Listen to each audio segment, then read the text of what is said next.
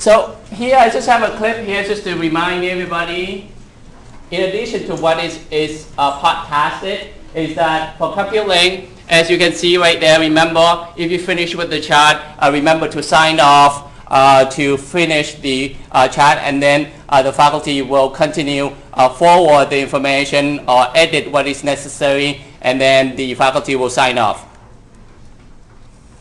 And the next one is assessment and plan, and Dr. Goodwin already kind of shared the information on how to do it. And basically, right now with the new ComputeLink version, you want to do one assessment and one plan. So those are the two ComputeLink screens that I want to share with you today here. So we'll get into the cases. The rest of ComputeLink, tab by tab, you can get from the podcast.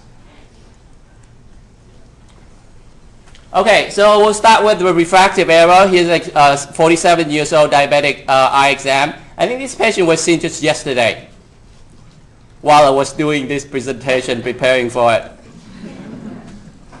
So here, I don't know if you can see back there, but this is just to show about refractive error. As you can see right there, the habitual is -6, -150, axis 4, and then the left eye -6.5, and -1.75, axis 2.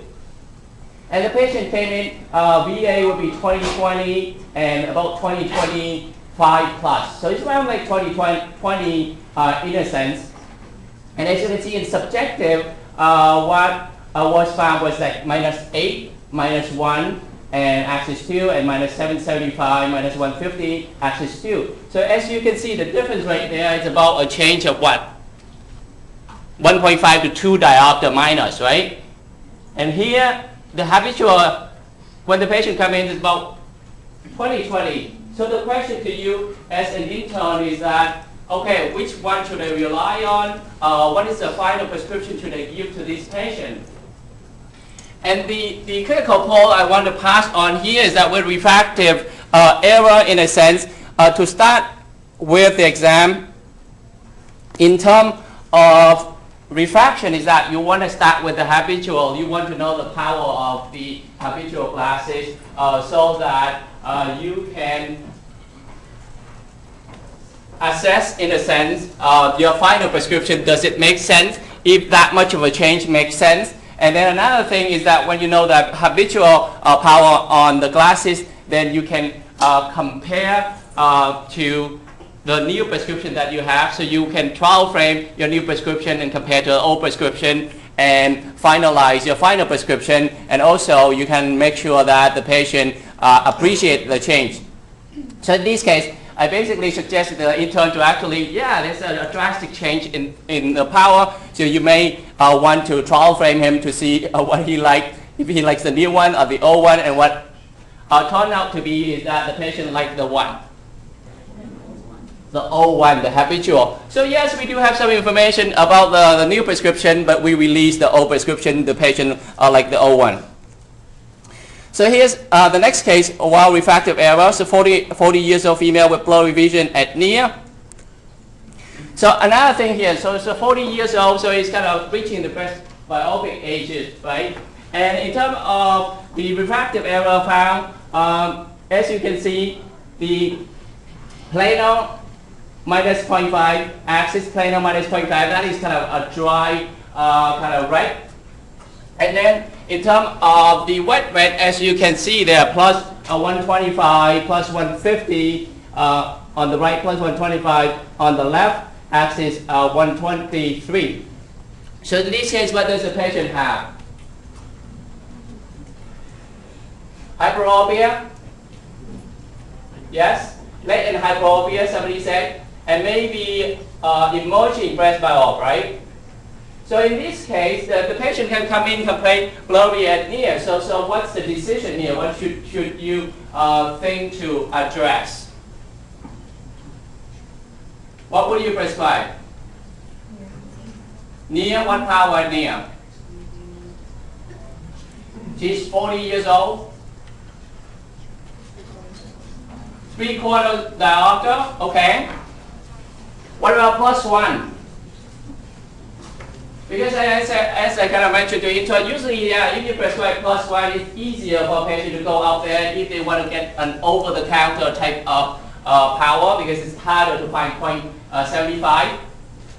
But the message here is that if a patient is early breast biopsy, and also the patient is also having a suspicion of latent hyperop, right? Another option is actually you can prescribe in office, say maybe I'm going to ease the patient in with the distance VA, plus I'm going to ease her in with the near type of reading task too. I can actually, if I want, I can prescribe her just +0.5. And it's going to be good for both distance and near. So here's just a compromise first prescription for early breast biopsy and early latent hyperop or late latent hyperop.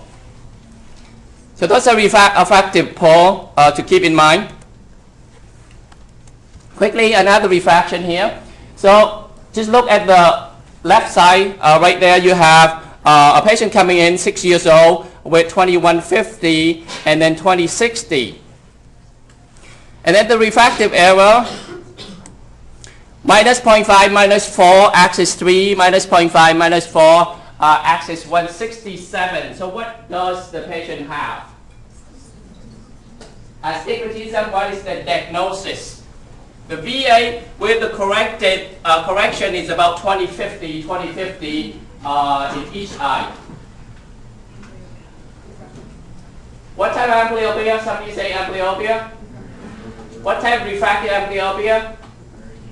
Meridional, okay? So in this case, remember when patients have like high SIL and have been wearing glasses for years and years, don't try to correct her to 20/20. That's not going to happen. Accept what she have at the exam after you try your best in terms of refractive error. Don't go extra length to try to get 20/25 or something. 20/20 is not going to happen in this case. And 20/50, that's where the patient was left off. So we prescribe for the patient. And then what you need to do after you prescribe for patient?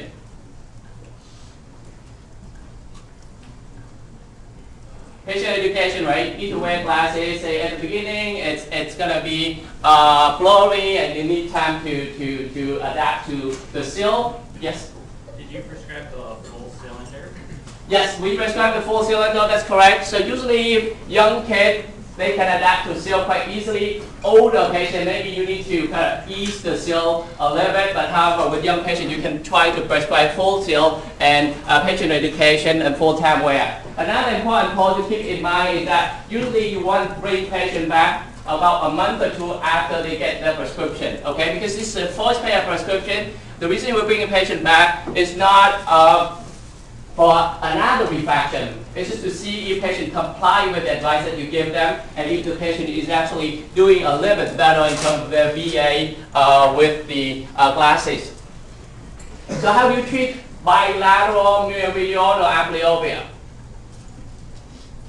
Patch them. So the ideal treatment is actually you're not patching, right? Because you have both eyes about equal blurriness. As long as you get the refractive error corrected, they will have equal chance to get better. So they actually will improve over time. And usually with these patients, after 6 months, after a year, their VA going to go only 20/25 or 20/25 plus. And then you kind of change the prescription after 6 months or after 1 year as needed. So usually see the patient back in a month after getting glasses. And if you want to check again in 6 months, you can, and then do it in a year. So that's the refractive probe. The next case here, you have a patient here is 32 years old, complain of blurry vision more on the left eye than the right eye. So as you can see, the left eye have refractive error, whereas the right eye do not have. So here, what do? Do you patch the left eye? How many for yes?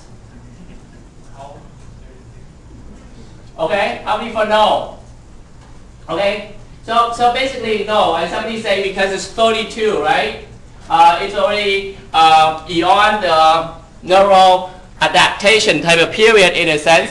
So in this case, basically we'll correct the left eye, right? But the clinical pull here is that to remember, this is only one eye, right? The other eye is really good.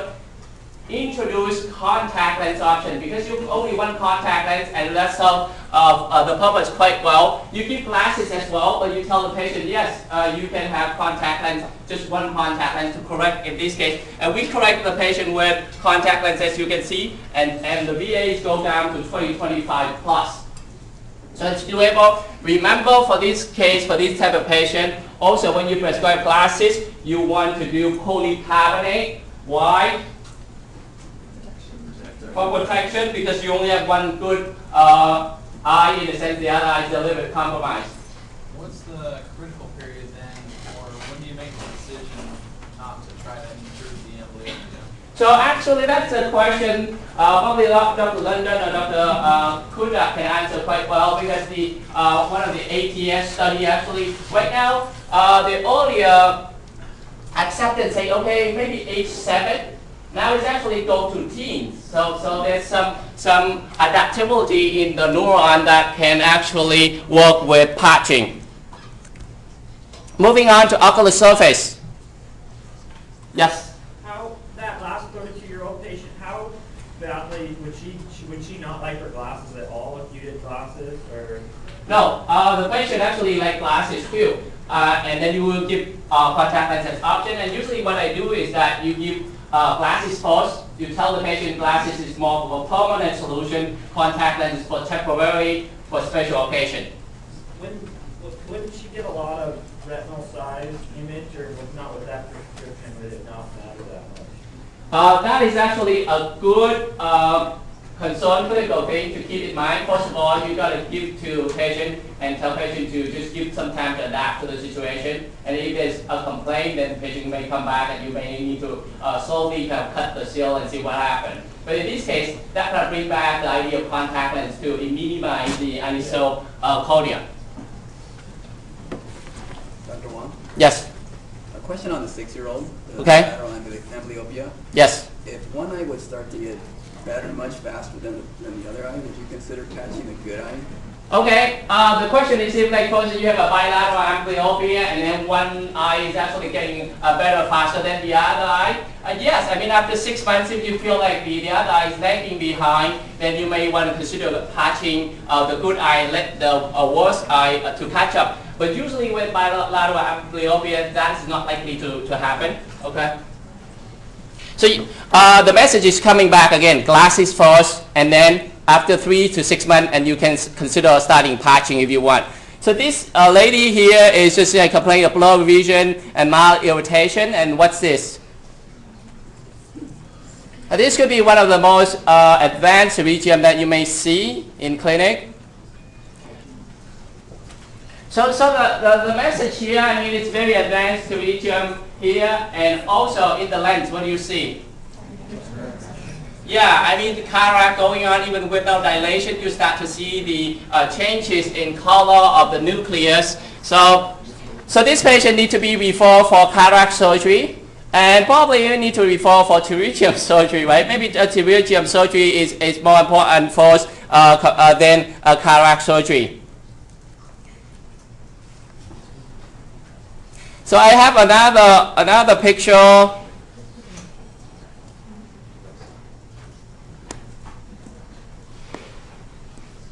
Okay, it's not going to show, but the other eyes already have pterygium surgery. So the message here about pterygium is that if it's not interfering with the optical axis, you may actually just manage in terms of supportively with lubrication and UV protection, as you are aware of that. Next case here, a 16 years old male with irritation in the eye, and as you can see, what do you see there?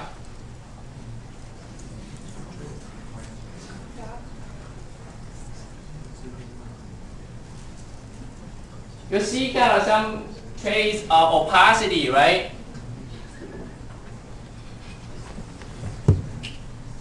Anybody here with a diagnosis or anything? Any guess? Something secondary to blepharitis. Okay, somebody says something secondary to blepharitis. 16 years old, is that agreeable? Okay, yes. So it could happen. So then what do you call this? Steroid infiltrate, agree?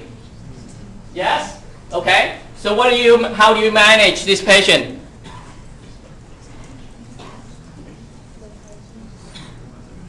Toilet hygiene, warm compresses. What else? What about the steroid infiltrate?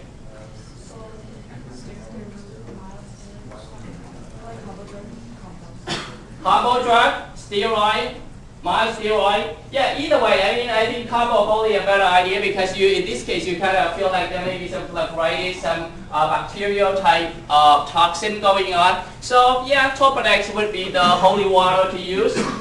Yes? Spray some here, spray some there.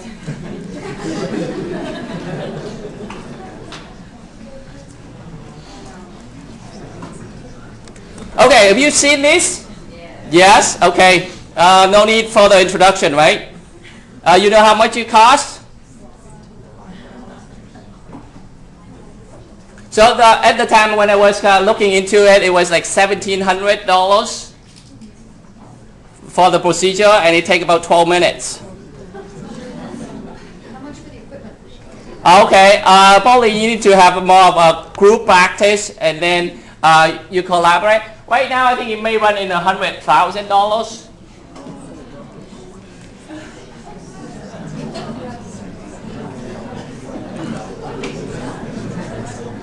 Okay, here's another ocular surface, 56 years old male, also complained of red eye in the right eye for 1 month. And this patient, I kind of remember, he was seen in Forest Grove, and then he was treated, and then he came back to Virginia Garcia, and we saw him again. What do you think? Okay, say something on this side, say something. What is it? Louder? I heard something.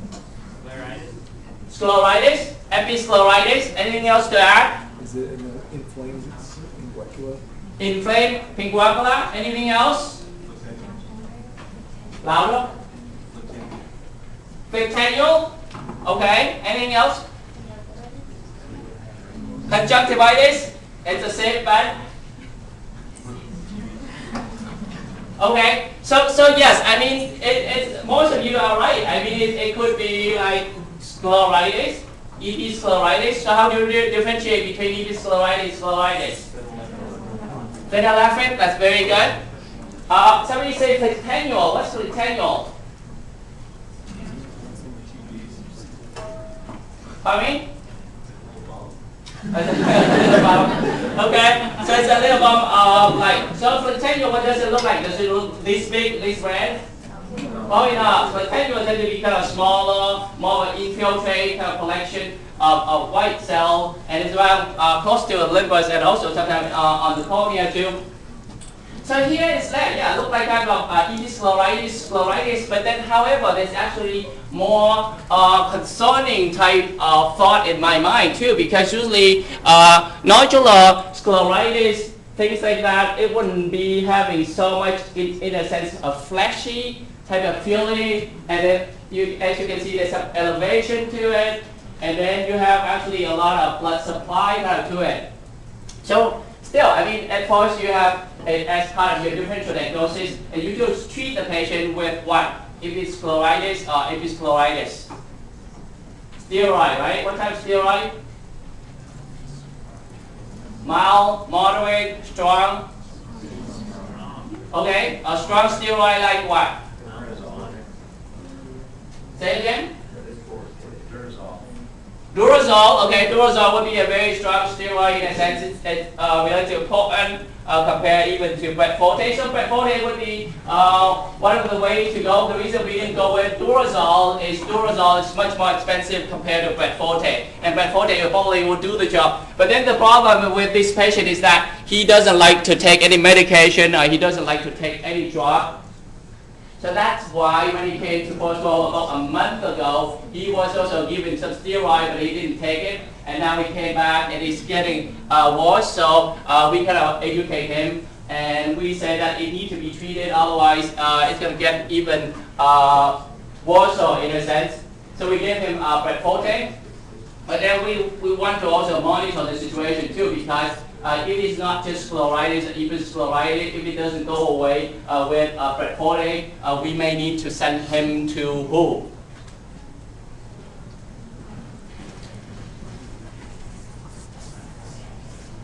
So if you kind of concerned if it's kind of more malignant kind of lesion, then you want to send it to what?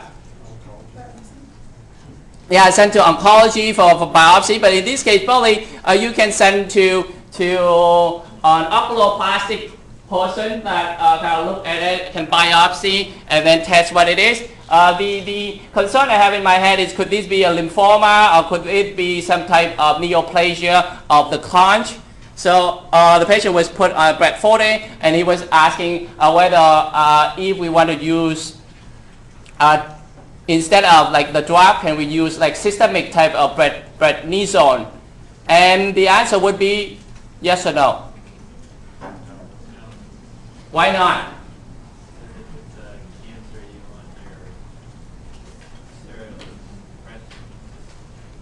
Okay, if it's a cancer, you don't want to just use oral steroid. Is that what you're saying?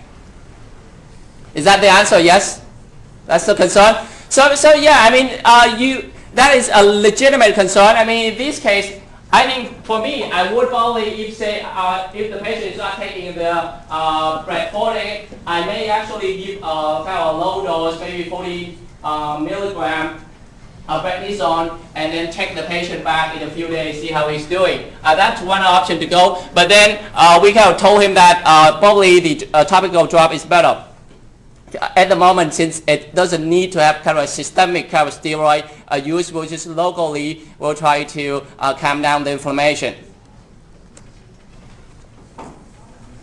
Okay, there's supposed to be a sequence, but there's no sequence right there. Let's see.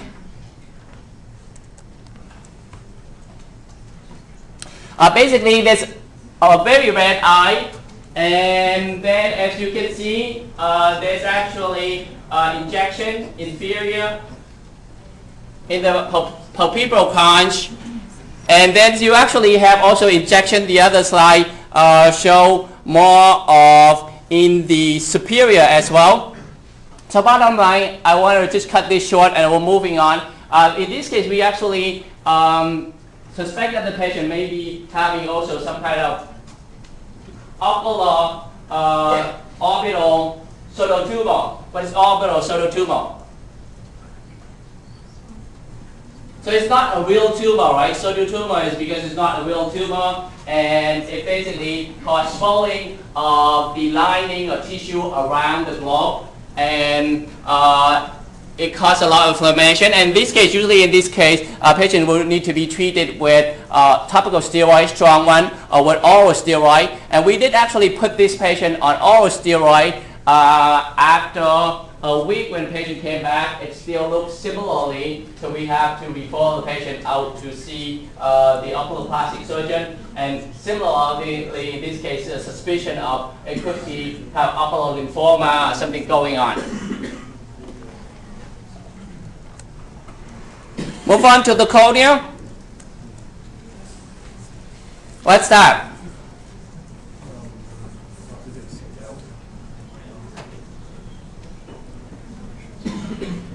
Anything else on this side? What's that? Positive Seidel sign. Somebody say positive Seidel sign. Anything else? What is the diagnosis here? Abrasion. It's corneal abrasion, right? Usually the history, chopping wood, and then a piece of wood that. And then here, so the question is that when you see this patient here, should you debride the epithelium? How many for yes? How many for no? How many for checking with attending? Okay, yes, in this case, either way is fine, but I think since there's like some slough of epithelium, maybe it will help the healing faster. Actually, if you want to remove some of those slough of epithelium and let the good epithelium come back and heal. So debriding is not a bad idea in this case. And then what do you need to treat this patient with? Prophylactic antibiotics, yes. Then the next question is contact lens,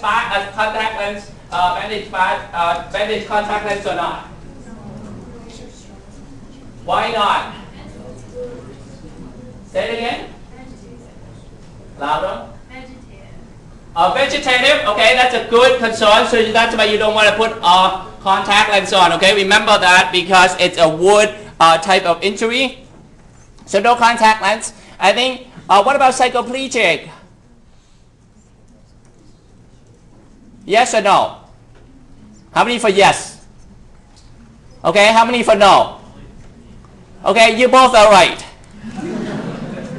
So the reason is sometimes you want to do psychoplegic is that if you remember to check cells and flare in this patient too. If there's cells and flare, maybe psychoplegic is a good idea. Or if you check with the patient, you say, oh, it's really painful, 8 to 10, and maybe psychoplegic is okay. So it's just to help with ocular comfort. This one, it's a very easy, right? You look at it, it's just what? Foreign body, so what do? Okay, remove it. Here's the sequence usually I want to do. I actually do it gently. I like to go gentle into more rough in a sense over time. So I start with a cotton tin applicator with the proparacaine. Rub it first. If it comes off, your job is done. If it doesn't, then consider a needle. Okay? Slowly. If it doesn't work, then you want to do the ultra brush. And it will come out. Okay, lastly, this is just kind of a bonus because you're a student. What is it?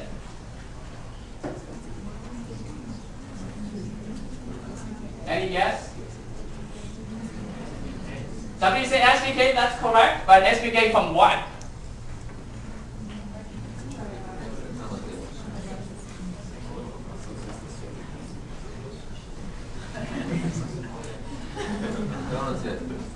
What is it? Is Solvent that big? Close though. Gonial? That brown, that nice, not central. Pardon me? GP lens is not that big. It could almost be like the well, GP one could be, but not as big. That's true. It's an A-scan probe. So one of the students, A-scan procedure, you learn it yet? Probably you can learn it soon. It doesn't happen to everybody. It could happen to one of the intern. So what do you do in this case? What do you treat for the A-scan tattoo? Lubrication, okay? Supportive tear, that's about it. Okay, so here is a recent one. And you're not appreciate it too well in terms of the appearance, but let's see if I have another one. What about that one? So this guy, 28 years old, he went to a nightclub, he tried to get into a nightclub, and couldn't get into a nightclub, he got pepper spray. And then what he did was that he neutralized with Coke. Yes? And he thought it may get better over the weekend. It didn't get better. It came on Monday afternoon. And this is what we saw, an eye within an eye, right? And then he came actually with his girlfriend or his wife or something, and the girlfriend and wife said that if I came with him, that wouldn't have happened.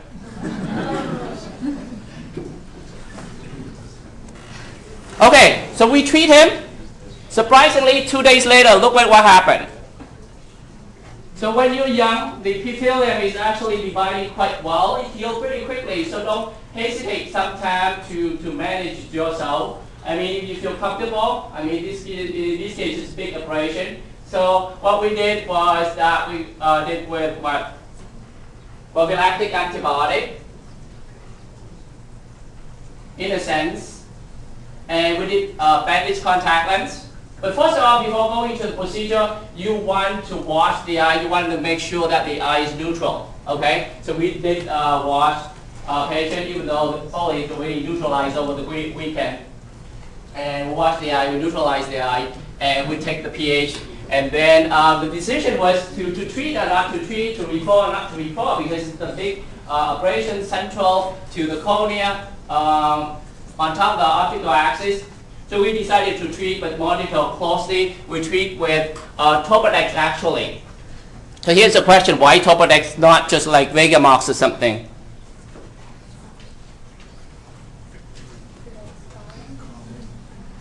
Okay, so somebody say prevent scarring. It's kind of true. So probably you have a lot that say, okay, if the epithelium is compromised, you don't want to put a steroid. And it is true. I mean, in this case, we should kind of taking a risk here. We kind of say, yeah, there's a lot of rejection, there's a lot of redness, there's a lot of inflammation going on. Maybe we're going to just get like some antibiotic prophylactically, but then let's help him with calming down the inflammation. So that's what we did. We did Topodex, and then we did cycloplegic as well. Okay, I will move a little bit quickly since we kind of only have, what, 20 minutes? So this is more of uvea. What you can see is cells and flare, okay? So the advice to you as a young intern is that whenever you get a chance to see a post-op kind of cataract patient, the first day within the few days after post-op, go and see that patient, even though if the patient is not your patient, because that's the best time to see cells and flare. And once you can see cells and flare, once, it's like riding a bicycle, you'll be finding a lot of cells and flare when you want to look for them. Okay? So this is 24 years old, yeah, with cells and flare. And this is one of the optometry students too. And the other case is more of a 48 years old Hispanic female, and as you can see, what's this? A heart shape kind of thing? What is it? It's a posterior synechia, okay? And there's actually something white fluffy here, like a cotton membrane there. What are those? Say louder. Yes, fibrotic tissue, fibrosis. If you have somebody who actually have a uveitis, it's more of a severe uveitis, even after a few days, you may have enough cells and protein collecting together, form a cotton membrane. So severe uveitis, sometimes you do see fibrotic kind of fiber. And also for severe type of uveitis, you also see hypopyon too. What are hypopyons? Okay. White blood cell in the anterior chamber. So in this case, we treat with Brett Forte, we treat with cycloplegic for the younger patient. In this case, actually, we treat with Brett Forte with a higher frequency, but then the patient didn't get better after a few days. So what we had to do actually put the patient on oral steroid. So don't hesitate to do oral steroid too. But then usually you do oral steroid at that point only. What we did was we already kind of refer the patient to see the rheumatologist. At the same time, we prescribe oral steroid. And one thing about oral steroid is that it can kind of increase blood sugar, right? So with diabetic patients, you need to be careful about that. And also, it can actually cause stomach upset too. So for some patient with oral steroid, you may also want to prescribe even like a Zantac or something just to help to protect the stomach from gastric secretion. So so for this patient, if it's severe like this, I think it's worth doing blood workup. So what are the blood workup we want to do? Name one. Say again. HLA-B27. That will be one on top, especially for a younger patient. Anything else? Rheumatoid factor. Yeah, probably it's called for with rheumatoid arthritis. Anything else?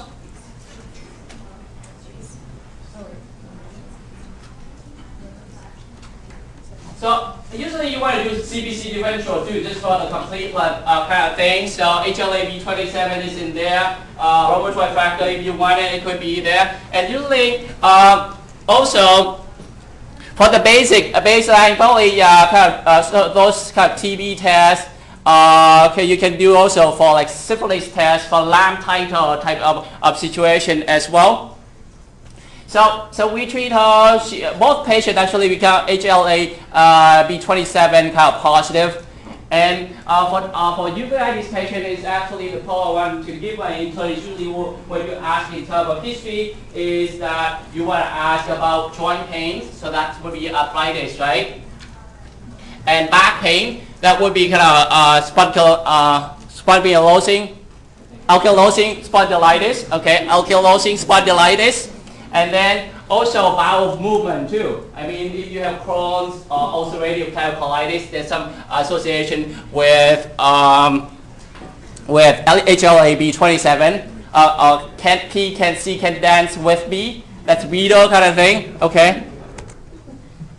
Cataract. So this patient only have kind of more blurry vision for 1 week. This is 1 week. And this is one of the kind of mature, very mature type of cataract that I've seen. And the patient is 77 years old, so we refer a patient for cataract surgery. Okay. So in terms of referral to cataract surgery is two things to keep in mind. One is that you want to check also for if there's any solar exfoliation, right? Why we need to check for solar exfoliation? So yeah, it may cause like a subluxation of a lens during surgery, right? And then you can check similarly with patient with Marfan syndrome, a patient with homocystinuria, right? So those are some of the things that you want to let the surgeon know as well. Visual field. Okay, this is 16 years old. She came just to kind of get an exam before she can go to more cadet school and learn the skill in the cadet school. And we find the refractive error basically -5, -4, 25, and patient 20. And what happened is the intern take the pressure, and what happened? 16 years old, 55 and 44. And she's probably been having that for on and off for a while now. And visual field, there's more data on that, but I'm just kind of giving a glimpse, and we'll send a message that it's very important to also take IOP for young patients as well. So don't take it just for granted, say, it's not very important, because from time to time you may pick up this type of patient with juvenile open angle glaucoma. So what happens, we refer this patient, and this patient needs to have filtration surgery in both eyes to try to keep down the pressure. It's rare, but it's there. Remember to do IOP. Okay, yes? She didn't complain of any eye pain or anything. Yes. Probably she may have headache, but she probably not associated with eyes or anything. So it was fine till we took the pressure. Okay, this one was quite recently, and I just kind of mentioned this to Dr. Goodwin, but we don't have much time to pursue. This patient is going to come back next week to do more elaborate visual field.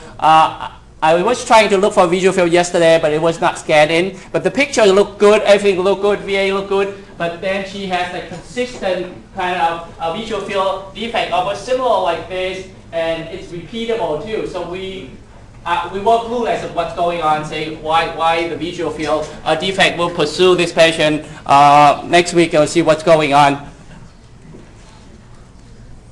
Okay, we'll move on because of time. This basically just the different type of effect that you may see in glaucomatous patient. And this message here is just to say that when you see a glaucoma patient is that do visual field, but also you want to diagnose the patient if the patient has glaucoma. Is it mild? Is it moderate? Is it severe? Because different severity will have different form of glaucoma management, whether more aggressive or less aggressive, depends on what you find from the visual field from the nerve fiber layer analysis. Okay, we skip this. This is just to say that if you have a patient, for instance, if you do a size 3 and it's almost all black, you may need to change the size to size 5, and you still can monitor some of the area that the patient can see. Okay? What do you think that is?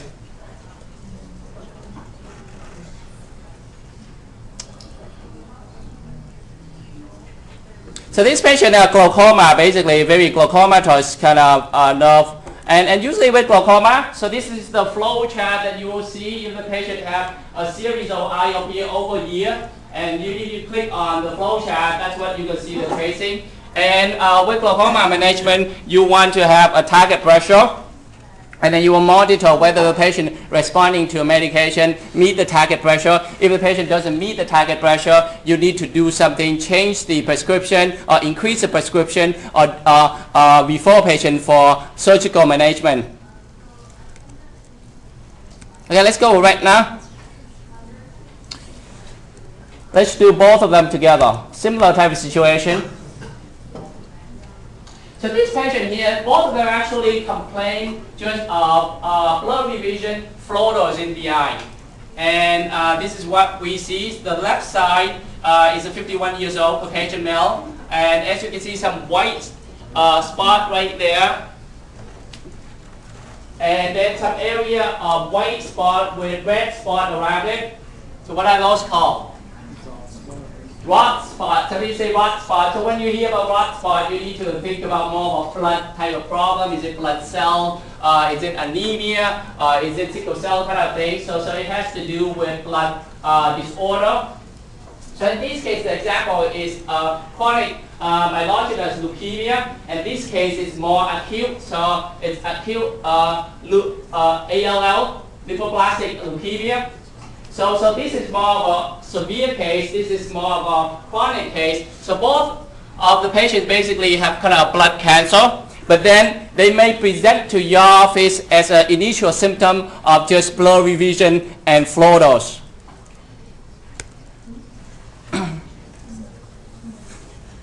So right now in this case here,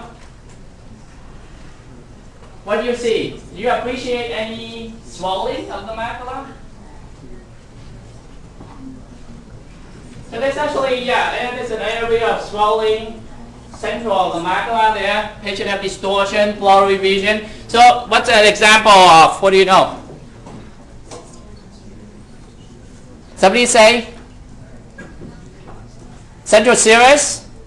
Okay, so this is central serous, and we scan with OCT, and yeah, it's a very thickening type of macula. So what do you treat in this kind of patient?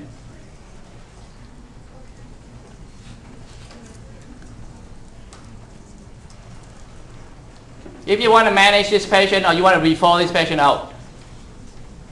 How many for refer? Okay, yeah. You can refer if you want to. Nobody can stop you from referring. So this actually, I think the first attempt you want, this is a young patient, type A type of personality. You can initially attempt to treat with topical NSAID. Okay, treat topical NSAID for a month or two, get the patient back. If it's still there, then refer. I mean, and then what happened to this patient? We treat him for a month and he looked just fine. I mean, everything was good and he was good to go. And this is a floater, as you can see, just optos. It's not seen too well, so I draw it myself. There's actually a horseshoe tear, and if you want to verify it on optos machine to see much better, when I saved the picture, it didn't come out. So for this patient, the key thing, there's a retinal detachment, yes. The key thing is that the patient have complaint of floaters, and she complained of a little bit of kind of blurriness. And this is the visual field. So I have this in visual field. It's always good if you have a patient who kind of complain of floater or flashes to suspect retinal detachment. It's a good idea to do actually a screening visual field that helps to give some idea. So here, interestingly, here's superior, right? And that superior does not quite correspond to the area. So then the question is, could there be another tear detachment inferiorly? I don't know. Okay, but then we send to the retinal specialist, and he actually laser and seal the area, and everything's fine. Oh, one more thing about like floater flashes is that you want to also go and check for Schaefer sign. What's Schaefer sign? Schaefer sign? Pigment dusting where? Somebody say? So it's more of the anterior vitreous, right? So you're going to push a little back of the lens, increase your mag, and sit there for a moment, just like you look for cells and flare in the anterior chamber. Here you actually look for cells and flare, pigment in the anterior of the vitreous in the back of the lens. Sit there for probably 10 seconds and kind of try to appreciate, move around, and sometimes it will help tell the patient to move their eye up and down and see if anything moving to help to see the effect. And in this patient, I did see it, Schaefer sign in it. So that's another sign to help you to confirm about retinal detachment. Okay, this will move on. It's just RVO. So the reason I can't move on is because of time, and because RVO, just remember, this patient is RVO and is come back for follow-up about 2 years later, and you see everything look good, but there's some kind of dry surface in a sense, in like the ERM, epiretinal membrane in a sense. But for this patient, the key message to you is that check for neovascularization of the angle of the iris, so that have some association with ischemic type of retinal vein occlusion. Okay, next one here is macular degeneration. And you may not appreciate too much in terms of the view from the back, but there's like a small intermediate size kind of drusen. They coalesce together. They are soft drusen, so those are the sign of macular degeneration. So two early signs that you want to pay attention to is pigmentary change, and second is drusen. Okay, pigmentary change is early sign, important sign to keep in mind too. And drusen, not just drusen, but both signs can indicate early changes in macular degeneration. Okay, so this slide just to say the natural history. I will just quick animate it through it. I will move on. So dry can become wet, and wet can become disciform scar. Okay, and dry can actually, without going to wet, can become geographic atrophy. And the reason is that we try to treat with avastin or Lucentis or Eylea, those are the anti-VEGF, is try to revert this back to dry. However, the message to you all, the final stage of macular degeneration is that all patients eventually will need low vision. So if you want to specialize in low vision as part or side, one component of your clinic, it's good to have, because with macular degeneration, with glaucoma, sometimes low vision does play a very important role. Okay, it's not, it's reading something. Okay, I only have like 2 slides, but it's not moving, so I will tell you. Okay? So one more is about high myopia. Okay? High myopia, what do you need to check for? Let's say this side, what do you check for? Lattice, retinal detachment, tear break kind of thing.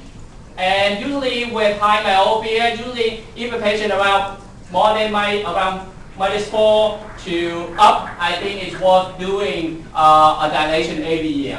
And the finding is actually the moderate myopia are the people who are more prone to retinal detachment, interestingly. So about like 4 to 7 or something have actually increasing chance than a little bit higher, like -10 or -11. So there was a case of -11 we saw just last week in Hillsborough, is that we saw also the slide not moving. There's actually break in the Brooks membrane. Okay, what do you call those? Lacquer crack. Heard about lacquer crack? Sounds like firework or something. Lacquer crack.